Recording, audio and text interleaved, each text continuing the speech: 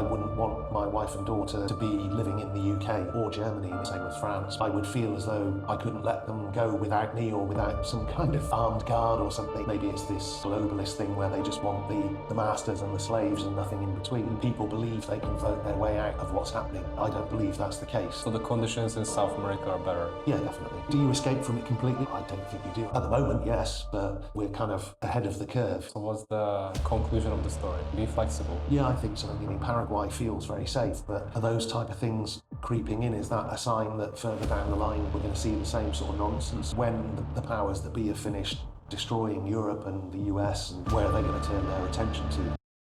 So hello, Stuart. Hey Bruno, how are you?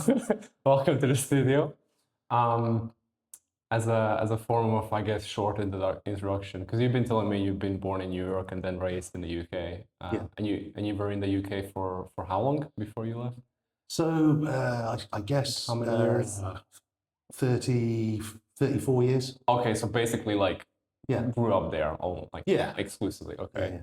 So when did you feel that you got to a point where the conditions there didn't really support your thriving as the kind of person you are? Like when did it got Yeah, to so that point? it felt that way for a number of years because for most of my working life in the UK, I was an employee, and it always felt as though you were given targets at the beginning of the year for what you had to achieve, but then the goalposts would move and the bonuses that you were entitled to at the end of the year would reduce massively or even disappear, you know. So that was a problem that a lot of my colleagues had as well. But it was always the feeling that you were generating a lot more money for a company than what you were actually getting paid. You were never getting paid what you were worth. And I worked in banking, which is it's quite an evil institution anyway, in my opinion, you know. So yeah, I quit. I quit working in banking. I took 3 years off, and then I took an opportunity to move abroad. So when your question, when did I feel as though it wasn't working for me? Looking back, I'm not sure that I ever did feel that it was working for me. It was just it was almost like what would you call it? A construct that you would go to school, get exams, get a job, get a mortgage, all that kind of stuff. And it felt as though there was never any light at the end of the tunnel in terms of becoming, financially free or anything like that. I mean, it was always going to be a case of work from 20 to 60, get in a pension scheme, but it became pretty clear that there was no way there were jobs for life anymore anyway. So you would never actually fulfill that particular promise. So it wasn't a difficult decision. I mean, I think for a lot of people, if they go from being employed to self-employed, that can be quite a big decision, but it depends on your financial situation at the time you decide to do it, because typically becoming self-employed is a building process, right? You don't replace your salary on day one. So yeah, that was so the UK, I never felt as though that it was a place that was going to give me any kind of opportunity to achieve what I wanted in life, you know. But was it because of these financial conditions or because of the way society is structured there, or why? It was, I guess, the financial restrictions. I mean, okay, working in banking, I had access to cheap borrowing, particularly very cheap mortgage, and it was a non-contributory pension scheme, which was a big bonus because I was aware of how much I would need to allocate into a pension to have any chance of replacing that. But those type of pension schemes were always reliant on you being a member for 40 years to get maximum benefit from it. And I don't think anybody gets to do that anymore. Not that I wanted to particularly, but you know, getting a job with a good benefits like that and being able to keep it for 40 years. I mean, that sounds depressing anyway, but it's not, in reality, it's not an option that I'm not aware of anybody that is on that path now. It just doesn't exist. So your solution to that was to go to the Middle East, or? Yeah. So when I quit the bank, I worked as a financial advisor in the bank actually, but I went and worked as an independent for 3 years in the UK. And then I decided I got quite, I got my finances quite nice, and I decided to take some time off. So I spent 3 years just traveling and Okay, yeah, enjoying that's myself, nice. doing some currency trading. So I mean, I was sat on a beach in Koh Samui, and I was making money while I was there. I was actually making more money than I was spending because it was so cheap there. And it was a lot of the traveling was quite an eye opener in terms of the fact that it was possible to make money that would go a lot further. Whereas in the UK, it was, I mean, you could almost pay to cross the street in the UK, you know. So I took the 3 years off, and I was doing trading. I was doing a lot of traveling. I went to friends' weddings in the States and things like that.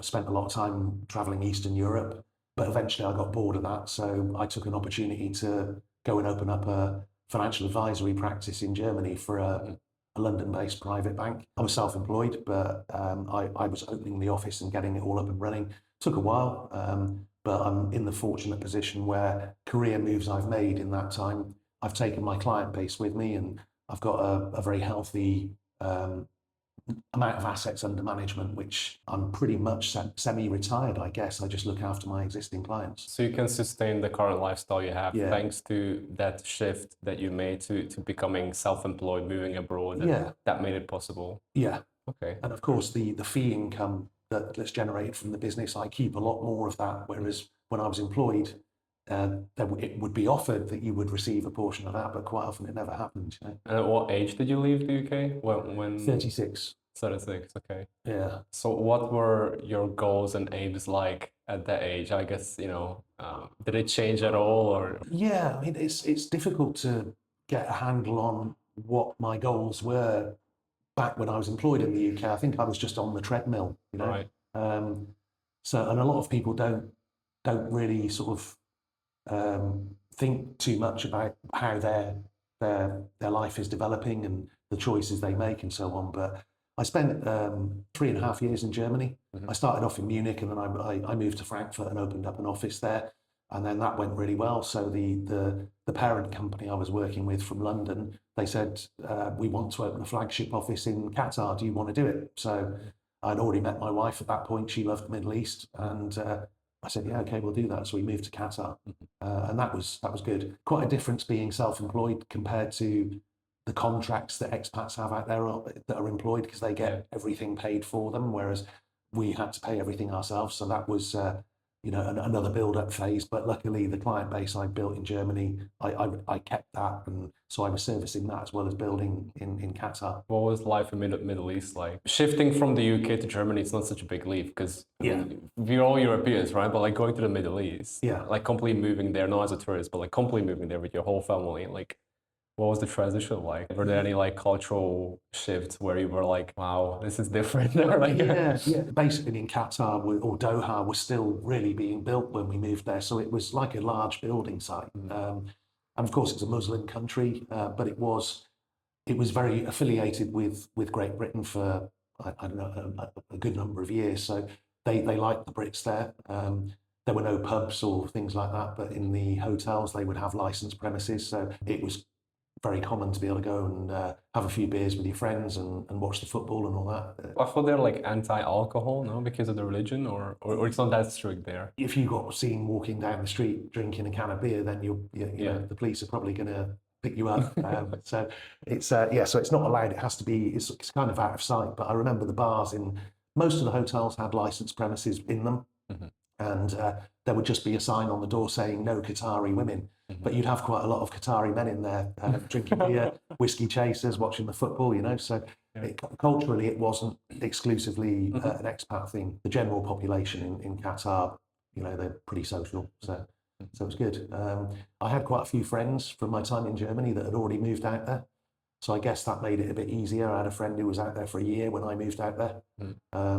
So we were able to sort of bounce off him a bit on, you know, what do people say about the schools and all that. But at that time, my daughter was just a babe in arms. So it was, we didn't have the looking for schools thing at that point, you know. Yeah, I guess that makes it easier. Because I mean, you know, in the previous episode, we spoke to Julia, and she's been telling me that with the schools, it's very, I guess it makes it more complicated. Well, traveling as a family, I guess it's definitely more complicated as opposed to a digital nomad who just you know, gets paid for everything, moves around the world freely, and the standard thing where when you're going to move somewhere, you decide where you live in that city based on proximity to the school that you've selected and hopefully got your child into, you know.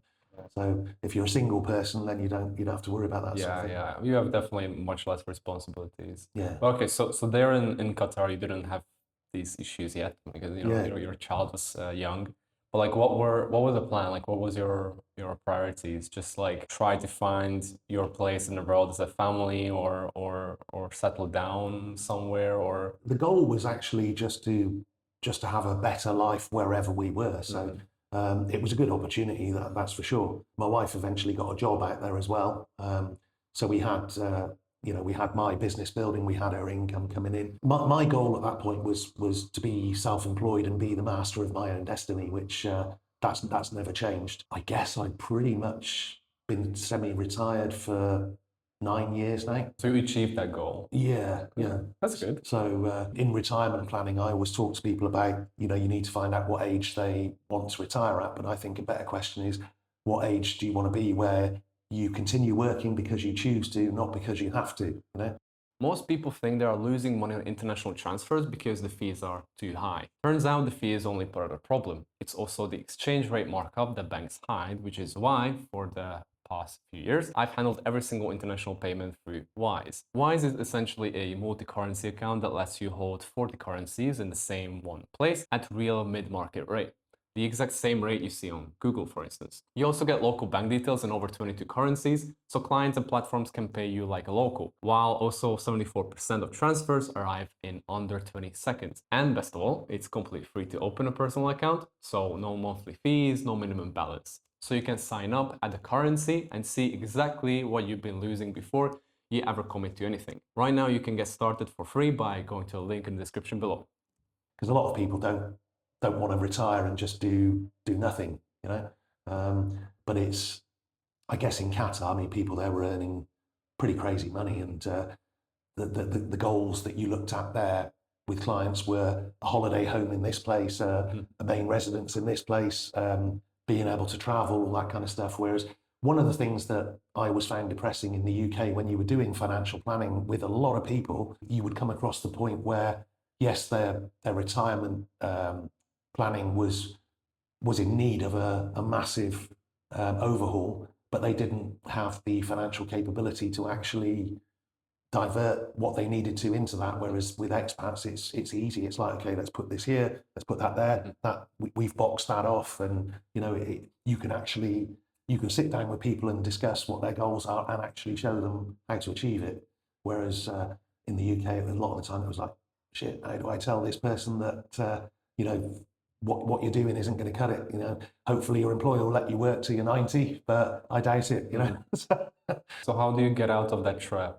In their case, like, you have to become self-employed to be able to have that kind of freedom eventually when you retire, or that's the only way? Yeah, I think so. I mean, the culture. I mean, when you look at the expat clients, they don't have any debt. They've typically got property that's already paid for, and they're quite young in comparison to people in the UK who tend to live up to their eyeballs in debt. It's not everybody, but the size of the mortgages that they've got, and that quite often there's a lot of credit card debt. And if they've got that type of situation going on, then the starting point of any kind of financial planning is, right, you need to pay that debt down, especially the expensive stuff, and there's quite a few people who are in so deep that there's no real hope. So what would the advice be to them? I mean, I was always good at putting my arm around people and say, look, this is your situation. You need to get from there to there, but how can you possibly do it? And just say, look, if you keep doing the same things in the future as you've done in the past, then what is going to change? So becoming self-employed, maybe in the UK, there was a time when that was a reasonable option. I'm not sure if it is anymore, because you definitely you definitely feel that sort of medium-sized and small family businesses are under attack from the authorities. They maybe it's this globalist thing where they just want the masters and the slaves and nothing in between. I mean, a lot of people who've got good qualifications in the UK and are in what you would class as respectable jobs for me, those are the types of people that should be looking at perhaps taking those skills and using them abroad, work in a more tax efficient jurisdiction and better salary, better benefits, all that kind of stuff. And you've then got a chance to remake yourself financially. So moving abroad is definitely one of the key things that one needs to do, like change of circumstances. I think so, even if it's just for part of your career. I mean, I've seen plenty of expats move abroad for 5 or 10 years, build up such a good amount of savings that when they move home, the main family residence is paid for. And that's quite a good starting place, because in terms of things like retirement planning, you need to be able to replace your earnings when you retire, but you could also flip that slightly and say, if you can eradicate outgoings, that's the same as generating income. So if you've got a house to live in that's paid for, you've got no debts, you're in a much stronger position than somebody who may not ever be able to get out of that particular trap, you know? Yeah, because otherwise you get stuck in a rat race, I guess, like so many people do, especially in Europe. That's definitely true. But okay, so going back to you, you've been like traveling. So you've been in the Middle East, and then where did you go? So we did 4 years in Qatar. 4 years in Qatar. And then there was myself and 3 other of my colleagues that had been working with the previous company. We decided to basically break away and set up a better client offering. So I'm working with a company now that's got offices in London. They deal with British or UK residents, and then we've got the rest of the world office in Malaysia, which is where I actually work from, and they just service expats around the globe. So at that point where I was making the move, I had to leave Qatar because my residency permit, which is also controls your entry and exit visa, was in the hands of the other company, and I knew exactly how they behave when we all resigned. Right. So we actually moved to Budapest. So you know, my family and I have got quite an affiliation with Hungary, as you know. So we lived in Budapest for a year, and that was just while we decided what to do next. Yeah. Basically. So my wife was looking for a job in Budapest, and with the skills that she has, she could find a job, but the salary was so low that she just put herself out there and got a good job in Vienna. So that's why we moved from Budapest. So we moved to Austria for a couple of years. So it seems like your family lived a pretty nomadic lifestyle for a good couple of years. Yeah. But as far as I know, one of your, I guess, I don't know if it's like a dream or like a goal, but like you do like homesteading, like the idea to grow your food, which is, I guess, linked to a much more stationary form of lifestyle, right? Yeah. So when did that shift happen, or I don't know, because like you're moving all around. You are independent. You have, I guess, the financial security to allow you to move around the globe. Yeah, but then suddenly you just want to have your own peppers, or I don't know, how, how did that happen? Yeah, for me, I've always loved gardening. Okay, some people like to watch soap operas to relax. I would just be out in the garden. Yeah. And when I had my house in the UK, I was growing my own vegetables and so on there. But even when I was at school, I had an allotment, which, you know, it was a school friend of mine. His father used to use his allotment, but he was just too busy with work, so he let my friend and I take it over. So we were growing quite a lot of food there, and it was quite pleasant that there were other people that had allotments there. They used to actually take some of our produce and leave some money in a little tub we had. We had a local sandwich shop that used to come and get all of their lettuce and tomatoes and all that kind of stuff from us. So that was quite nice. I mean, when you're at school, it's how do you earn money? You get a paper round or something like that. So, I mean, I used to do all that stuff anyway, but being able to create something which brought in money was good. So in Qatar, I didn't try it. I mean, we were living in an apartment there. Budapest, I did. Oh, really? Yeah. Because we had a nice garden there, so I was growing a lot of stuff, and of course you would know the soil in Hungary. It's good. It's really good. Yeah. In Vienna, we had a very long garden, and I just dug up the very far end of it, and I planted a load of stuff in there. But Wags, our dog, ate all the tomatoes. Okay. So in Austria, we were there 2 years, but then in Switzerland, I guess for 2 years, I was able to grow food, but it was a communal garden area, so it was quite limited what you could do. So it was just in our own patio area, so it wasn't large scale. But and then I have done it in Uruguay as well. and the temperature there was okay because it's on the Atlantic, so it's not as hot as Paraguay. But I was quite successful there. But it needed to build soil because we were so close to the sea that the soil quality was rubbish. Yeah. I guess there's a lot of like salt encroachment, definitely from the sea, and like too many minerals and stuff. But Yeah. okay, so you carried this hobby wherever you go, and establish like your own little garden. Yeah. And stuff. Interesting. So I've always had a history of whenever we move, I need to find somebody who wants a load of plants and soil and garden tools and all that kind of stuff. It's never difficult to do. But do you consider yourself British, or what do you consider yourself? That's a great question. Deep down in your heart. Yeah. So my parents are both Irish. I was born in New York, but you would more or less call that just something that happened because they were working there at the time. I think I was probably 3 years old, maybe not quite, when they moved to the UK. So I grew up there. So yeah, British passport, US, Irish. I've never missed the UK. I don't remember the US. I've never missed the UK. It's not somewhere that I feel drawn back to at some point, maybe when I retire or something like that. It's what do I identify as just an individual citizen, I guess, So you're not like that deeply connected to that land? No, much? No, not at all. Right. Why do you think that is? It's not a case of being anti that. It's just that have I got any intention of ever living there again? No, right.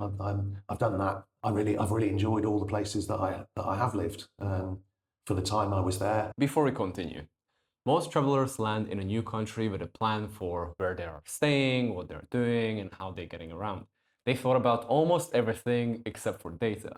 And so the first 30 minutes is spent hunting for a non-scammy, expensive SIM card in the airport, or overpaying for rooming, or trying to find Wi-Fi to book a taxi they need right now to get to their destination of choice.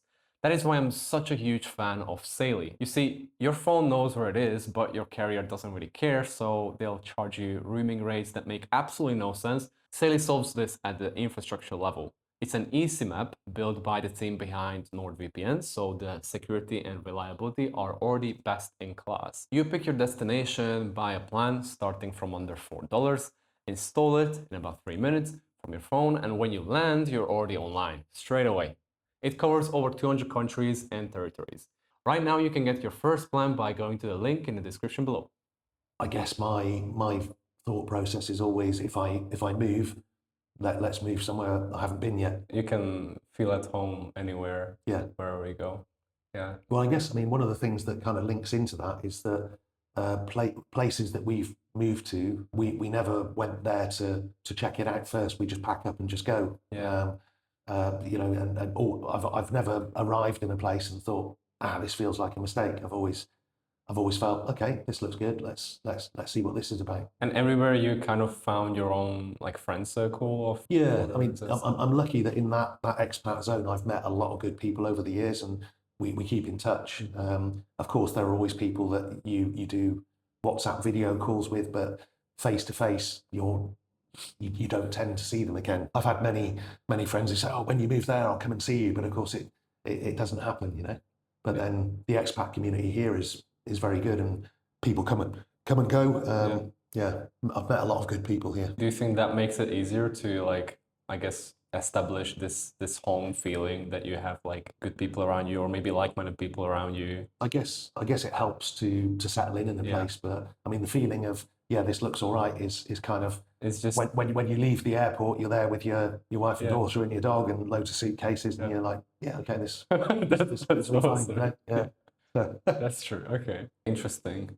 Because the rest of the questions I have usually around patriotism, which I guess you are, because you like the UK, but you're not really like, I want to go back, The patriotism. I'm deeply opposed to the absolute destruction of the Western countries. The identity they're trying to destroy, the sovereignty and all that. And I would like to see the UK sort out all these problems and close the borders, and immigration is fine if people are integrating into the society and adding value, but I think you're aware of what's going on in Hungary and the rest of Europe. It's pretty grim.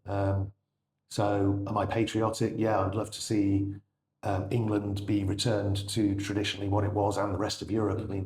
I did actually believe that at some point my family and I would go and live in Hungary because we've got some very fertile land there, and I could work from there, do my gardening, all that kind of thing. But I think with the recent election there, it's yeah. I mean, okay, there was a big sales pitch about this Peter Magyar. What a great patriotic name that is, right? But I'm not sure that he's on the same team as the Hungarian people. Yeah, regardless of his name. Fair enough. But do you think it gets to a point where people should just leave? Like, let's say the UK. You talk about whether you leave or stay and fight. Mm-hmm. Yeah, I mean, I think that the stay and fight angle, a lot of people would class that as violent revolution and all that kind of stuff, which, in my opinion, that's what the governments want, because they can declare martial law and, you know, lock everybody up. And so I don't know if that's the right answer, but the political system in the UK is not conducive to making any kind of big change to the system at all. You vote for the blue team or the red team, things just continually get worse, regardless of who gets in. And for me, one of the frustrating things about the UK, and I guess it's a lot of countries, is that people believe they can vote their way out of what's happening. I don't believe that's the case, but who knows? I mean, if there is one party, Restore Britain in the UK, you've heard of them. If they're for real, then maybe there's a chance there. But too many people watch mainstream media, and it's all just, you know, government control, brainwashing. So people are waking up, but in the numbers needed, I'm not sure. I mean, something's very refreshing here is that you see a lot of young people with newborn babies and all that. The birth rate is very good here. It's a very Christian country. I don't think they're particularly dedicated practicing Christians, but in terms of values and so on, it all seems pretty good. Compare that to the UK. I think the decay of places like the UK and the developed West is rooted in the education system. I don't think it's worth a damn. You know, I mean, okay, kids have to go to school, they learn to interact with other kids, and it's part of growing up and so on. But the number of people that leave the education system, if you take graduates, a lot of them, I mean, what subjects are they graduating in? Funny walks. Funny walks.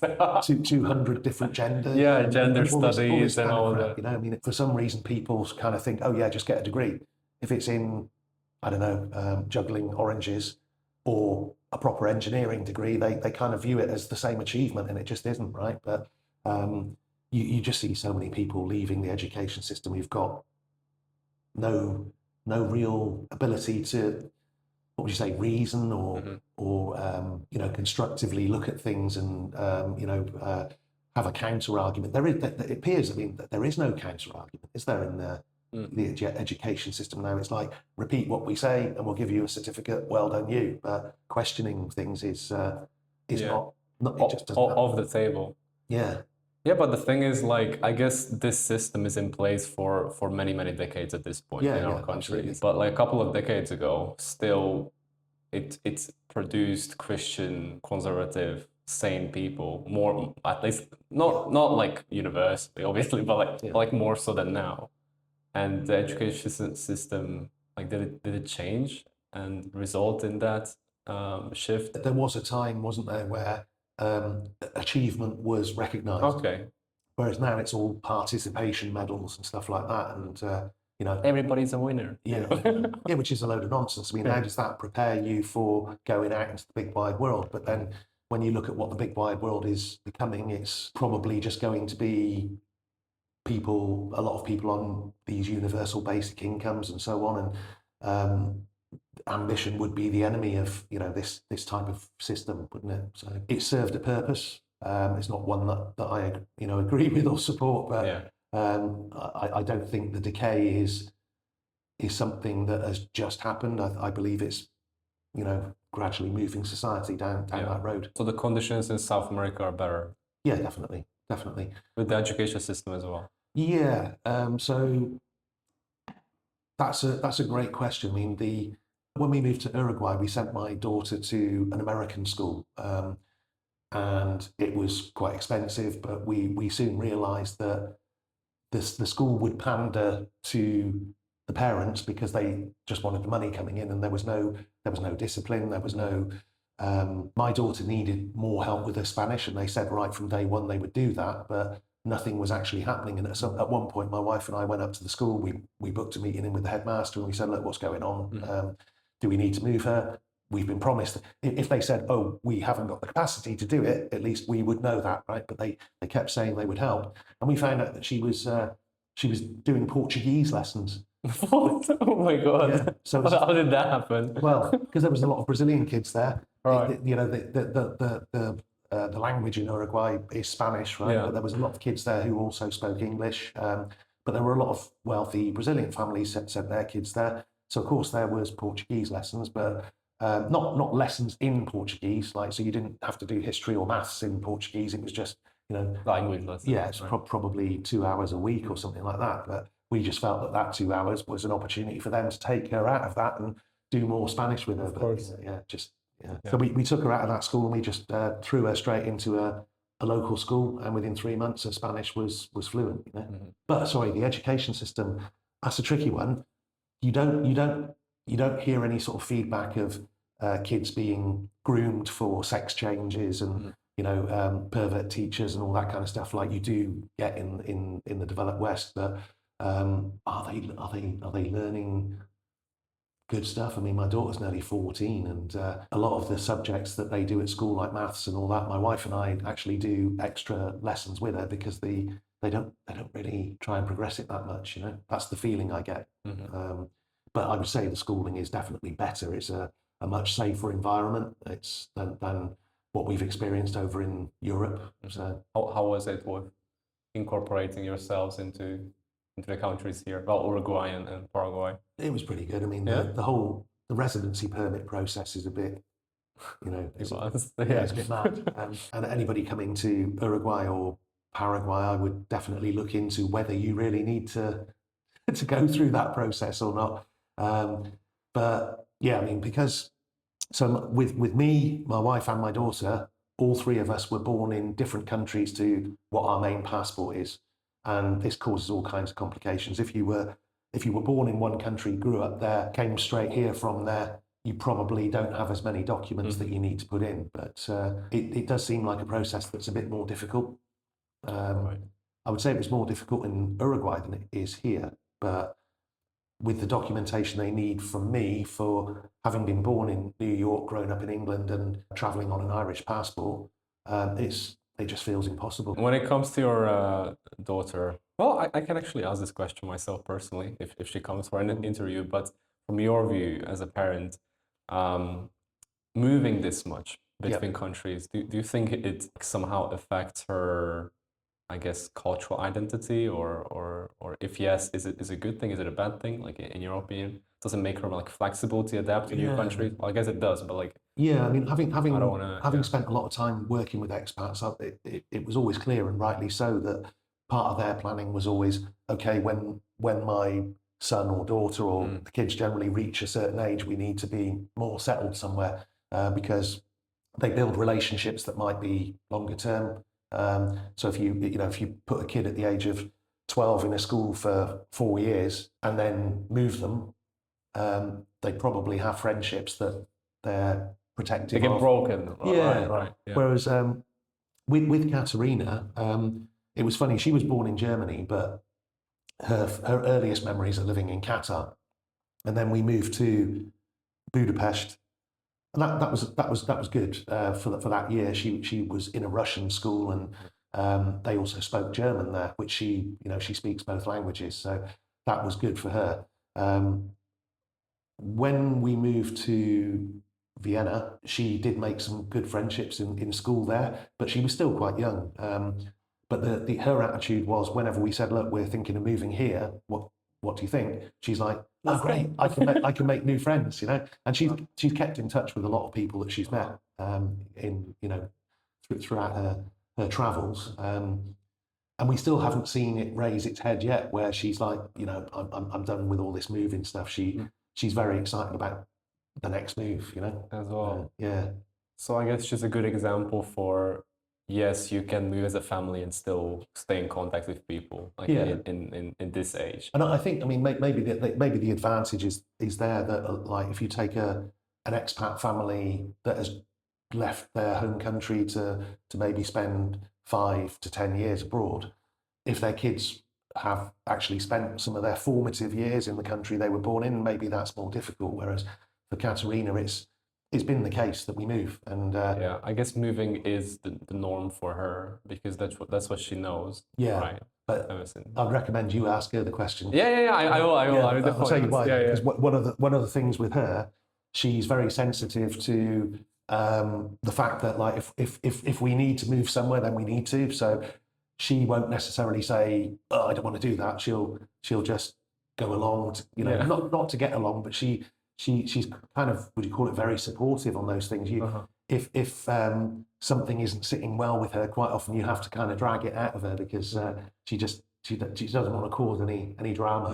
Mm-hmm. So like nowadays, especially considering the issues that we have on our part of the world, understandably many people believe that changing their atmosphere and moving to a different country as far away as possible from those places will solve their problems. Is it true, or is it true to some extent? I think it's true to some extent because I'm sure you've seen it yourself as well. It definitely feels a lot safer here. I wouldn't want my wife and daughter to be living in the UK, for example, or Germany. I mean, Germany's got problems as well. Same with France. But the thought of my wife and daughter going out, walking around the city and all that kind of stuff here, no problem whatsoever. I would feel as though I couldn't let them go without me or without some kind of armed guard or something in a lot of these places, Do you escape from it completely? I don't think you do. I think you're, at the moment, yes, but we're kind of ahead of the curve, I mean, when the powers that be have finished destroying Europe and the US and I guess the Five Eyes, all that kind of stuff, where are they going to turn their attention to? What do you think is going to happen? Can you escape from it truly? I don't know if you can afford your own island. Right, fair enough. The state of Stuart, but is it inevitable that this whole let's call it evil system that's being rolled out in the developed West, it's inevitable that it breaks down. But how many years does that take to happen? And with the technology that's available now with surveillance and AI and all that stuff, does it ever break down? I don't know. But I mean, you're seeing things in Paraguay. I mean, Paraguay feels very safe, but you've heard about this huge data center that's being built here. That will use up a lot of the water reserves, and Paraguay generates a lot of its own energy, right? But a lot of that's going to go into that. Is the data center for Paraguay, or is it one of these other countries outsourcing this kind of stuff? But I mean, recently I was doing some research on a British company that is producing fertilizer here in Paraguay, and they had a 10-year government signed off agreement that they would have frozen electricity prices for that project, and it's just been revoked. And you kind of wonder whether that is because that energy is more valuable to be put into things like the data centers and all that kind of stuff. And does it end up with the cost of living being negatively impacted here? Quite feasible. Are those type of things creeping in? Is that a sign that further down the line we're going to see the same sort of nonsense? Yeah, I don't see Latin America getting overrun by, what would you call them, human detritus imported, because there's no benefit system here to support that. But then I do see a point coming where certain countries that they want to do the same thing too, the money will just be provided to move these people in, to alter the sovereignty, let's call it.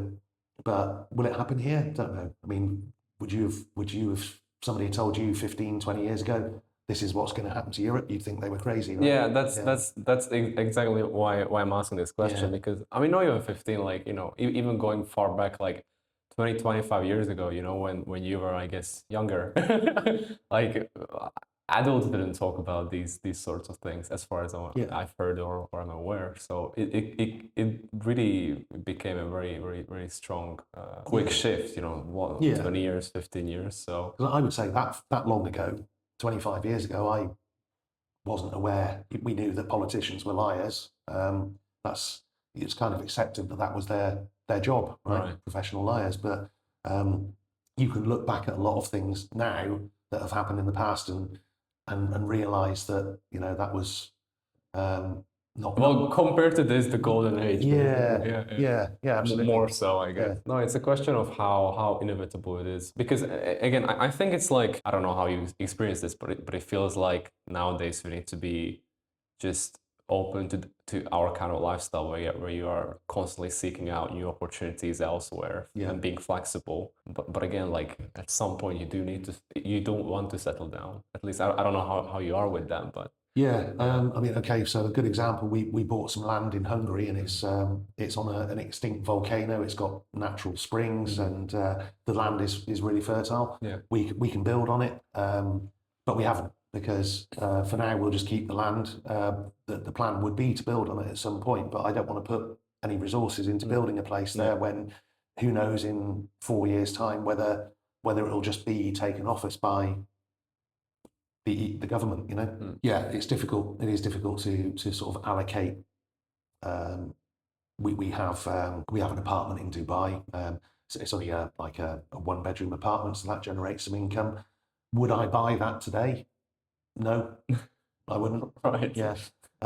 Would we sell it? If we did, we'd sell it at a loss currently, but that's not the reason why we're keeping it. I mean, okay, you need some assets that will generate income, right? But I agree with you. Geographically, where do you do that? I mean, I can see the logic behind building quality housing here, but again, it may reach a point in future where you don't feel that that's the right place to do that anymore, right? So what's the conclusion of the story? Be flexible. Yeah, I would say so. Diversify your funds and opportunities. Yeah, I think so. I mean, banking in different jurisdictions as well. I mean, we saw what happened to the truckers in Canada. And that kind of stuff, and it's very apparent nowadays as well that particularly in Europe that the fact that I don't live in the UK anymore, I'm aware of the fact that at some point the UK banks will close my accounts, and that will happen in any European country. If you're French and you live abroad, if you tell the bank, oh yeah, this is my new address in whichever country, eventually they're going to write to you and say, look, you need to organise banking elsewhere because we're closing you down. Offshore banking is an option. Local banking, yeah, fine, but I know that the banking system here, it works, but it's not very good for dealing with your money on an international basis at all. It's horrible. It's very difficult. That's true. So it helps to be flexible. But I think you once you become an expat, especially if you're self-employed, you automatically become more flexible anyway. For me, it felt like having 2 big bags of bricks and just putting them down. It's we decide where we live, when we move, all that kind of stuff, and that's pretty good. It's not always great fun, is it, relocating? But I guess it's a necessary evil that you have to take now and then in order to protect your family and yourself as well, physically, financially. So it teaches you not to accumulate a load of crap that you don't need. That's true. That's true. Yeah, I do remember every single move that we did. Like you end up with less and less stuff. That's definitely true. And then that's when you realize, like, oh my God, why do I have all this? Like, it's so unnecessary. This wouldn't apply to my wife and daughter, but for me, I can fit my entire life in one suitcase. The future belongs to flexible people. Definitely. For sure. Yeah. If you're inflexible, how can you protect yourself against things that are going on? Yeah. Thank you, Stuart, for the interesting talk. Thank you. Yeah. Good to sit down with you. We have reached the end. Thank you so much for watching today's episode. If you want the best tools out there when it comes to living abroad, be it traveling or actually settling down in a specific country, we have put together a free living abroad toolbox with all the services you need, from banking all the way to eSIMs, to make your life abroad much less stressful and chaotic, the way it should be.